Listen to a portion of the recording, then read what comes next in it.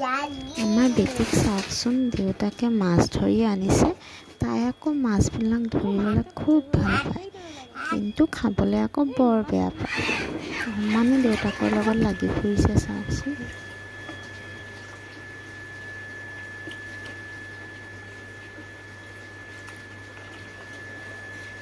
পানী গৈছে দিলে তোমাক পানী খাই যাব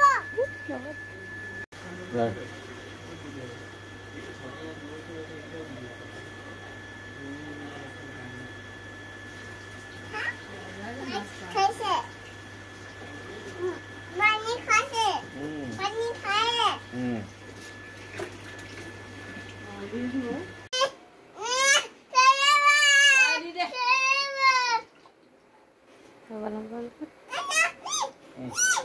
পানী খাব দি দে পানী খা কই